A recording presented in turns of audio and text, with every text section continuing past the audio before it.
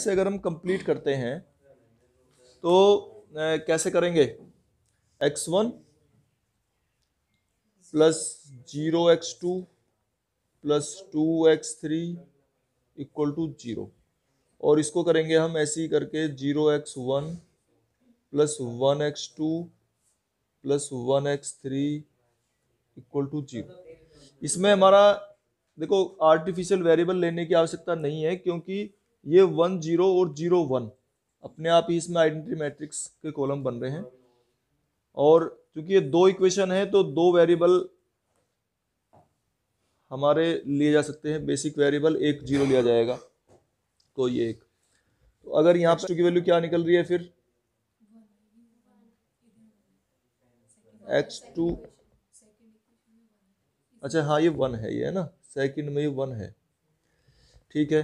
तो x2 की value क्या निकलेगी, ये तो 0 है ही, x1 0 ले रहे हैं और x2 की वैल्यू यहाँ से निकल रही है हमारी 1, तो ये हमारा सॉल्यूशन निकलता है। और इसमें जो ये बेसिक वेरिएबल हैं इनमें से एक 0 है, तो इसलिए डीजनरेट सॉल्यूशन है ये, ठीक है ना। 3 में से 2 0 आ रहे हैं, एक ही बच रहा है बस। वैसे भी देखें हम 3 में से एक ही 0 होना चाहिए था, 2 0 हो रहे हैं, तो ये डीजनरेट सॉल्यूशन है। अच्छा अब इसकी टेबल बना के देखते हैं, टेबल से वैल्यू निकाल के देखते हैं। अच्छा आर्टिफिशियल वगैरह तो कुछ लेने की जरूरत है नहीं इसमें। अब जब इसे बनाते हैं उसमें तो देखो कैसे लेंगे। तो देखो इसको जब हमने टेबल बनाई और इस टेबल में हमने ये टेबल तो हम बना जैसे पहले बनाई थी वैसे करेंगे। अच्छा इसमें ये हमने डेल्टा जे निकाले और डेल्टा जे की वैल्यू 3 मैक्सिमम आ रही है, तो इससे हम ये लेंगे इनकमिंग वेक्टर हमारा y3 हो जाएगा, और एक्स बी अपॉन y3 निकालेंगे तो ये 0 और दूसरा 1 आ रहा है, तो इसमें जो मिनिमम है वो 0 है, तो इसलिए इसे पीछे बढ़ाने पर ये 2 की एलिमेंट हो जाएगा, और इसके सामने 1 y1 में आ रहा है तो y1 आउट गोइंग हो जाएगा। ठीक है, ये सोल्व कर लिया हमने। हम नेक्स्ट स्टेप पे आगे, और नेक्स्ट स्टेप में डेल्टा जे जो है वो हमने निकाले, सब वो लेस देन इक्वल टू 0 आ रहे हैं। अब इसका मतलब सॉल्यूशन तो हमें यहाँ रोकना पड़ेगा। सॉल्यूशन यहाँ रोक देंगे तो ये वैल्यू निकल के आ रही है हमारी, क्या क्या वैल्यू आ रही है, x2 की वैल्यू 1 है, x3 की वैल्यू 0 है, और x1 है नहीं इसमें, तो x1 की वैल्यू भी 0 है। तो x1 और x2 और x3 इनकी तीनों की वैल्यू जब लिखते हैं तो यहां से सेम वही सॉल्यूशन आ रहा है जो हमारा पहले निकला था, यानी कि विदाउट इंप्रूवमेंट जो हम सॉल्यूशन निकाल रहे हैं, और वो भी अब भी डीजनरेट ही आ रहा है। ठीक है, ये तो इस तरह की जो प्रॉब्लम है ये इनिशियल स्टेज की प्रॉब्लम है कि without improvement we obtain a degenerate solution. Degenerate था पहले भी और अब भी डीजनरेट ही आ रहा है।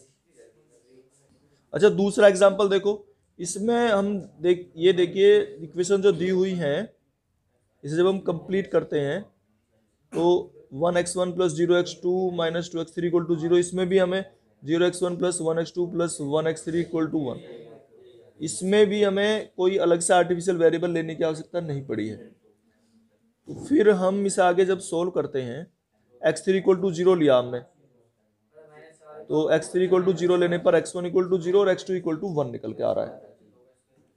जो हमारे नॉन बेसिक वेरिएबल हैं x3 को 0 लेंगे तो x1 x2 निकल के आ गए। टेबल बनाई, तो जब हमने टेबल इसको बनाया तो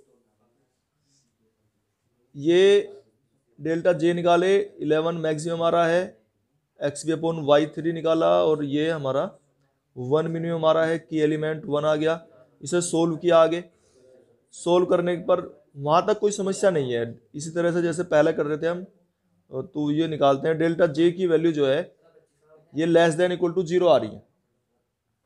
अच्छा अब ये अगर हम देखते हैं ऊपर जो सॉल्यूशन था हमारा, ये था x1 equal to 0, x2 equal to 1 और x3 इक्वल टू 0। इसमें भी दो वेरिएबल हमारे 0 आ रहे हैं, तीन वेरिएबल है ना x1 x2 x3, तीन में से हमारे दो 0 आ रहे हैं, जबकि एक 0 होना चाहिए था, दो सॉल्यूशन निकलने चाहिए थे। तो ये भी हमारा डीजनरेट है यहाँ सॉल्यूशन, स्टार्टिंग में डीजनरेट सॉल्यूशन है। जब हम आगे निकालते हैं लास्ट में टेबल से हमने सोल्व करके निकाल लिया, तो डेल्टा जे 0 आने के बाद में अब सॉल्यूशन क्या निकल कर रहा है, x1 equal to 0, x2 equal to 2 और x3 इक्वल टू 10, नहीं x3 इक्वल टू क्या है 1, हाँ x3 इक्वल टू 1 है। तो इस प्रकार से हम ये देख रहे हैं कि अब ये कैसा सॉल्यूशन आया है बताओ, डिजनरेट है नॉन डिजनरेट है? जबकि हम स्टार्टिंग में लेके चले थे डिजनरेट, ठीक है, और ये नॉन डिजनरेट निकल के आया है। नॉन डिजनरेट कौन सा था, और सॉल्यूशन आया है नॉन डिजनरेट। और पहले वाले एग्जांपल में डिजनरेट लेके चले थे और डिजनरेट ही निकला था, यहां पे डिजनरेट लेके चले हैं, नॉन डिजनरेट आ रहा है। तो ये जो कंडीशन है ये डिजनरेसी कंडीशन कहलाती है। देखिए स्टूडेंट्स, ये क्वेश्चन हमें हमें रिजोल्यूशन ऑफ डिजनरेसी दिखाना है। तो ये दिया हुआ है maximum Z equal to 3x1 plus 9x2 and x1 plus 4x2 less than equal to 8। अब इसको हम all bi's are positive and the problem is of maximization, then we write it as in equation form. In equations are transformed into equation. So now we add and select variable x3 and x4. This is basis matrix x3 x4. Now taking x1 equal to 0 x2 equal to 0 we get x3 equal to 8. x3 is taken 8 and x4 is equal to 4, which is the initial basic feasible solution.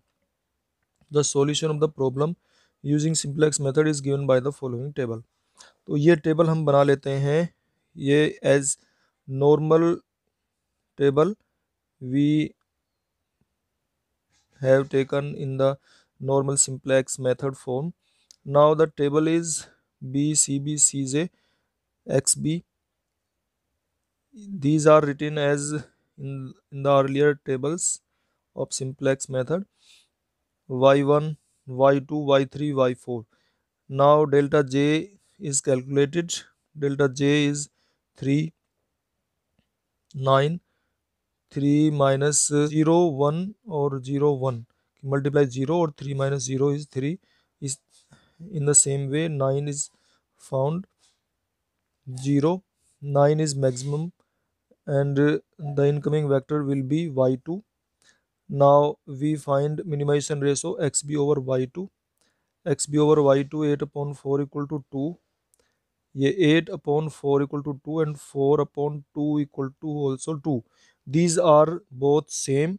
Since these are both same, hence the problem of degeneracy exists here. We now find solution of what number should we take, that 8 by 4 equal to 2 and 8 by 4 equal to 2, 4 by 4 by 2 equal to 2. Now y1 and y4, तो इसमें से देखिए हम जो है ये दोनों same है, तो इनमें से कौन सा लेना है हमें। तो इसके लिए हमें एक कोशिश करनी चाहिए कि ये जो हमारा बेसिस मैट्रिक्स बना हुआ आइडेंटिटी मैट्रिक्स जो है 1 0 एंड 0 1, 1 0 0 1 जो इसका हमारा आइडेंटिटी मैट्रिक्स है, इसमें we first should take identity matrix whose 1 0 and now we divide 1 by 4 and 0 by 2. 1 by 4 is and 0 by 2 equal to 0. Minimum is 0. Since this is minimum, hence y12 ये minimum है। तो इसमें से देखिए अब हमने इसको डिवाइड करके निकाला 0.2 1 by 4, तो ये मिनिमम है।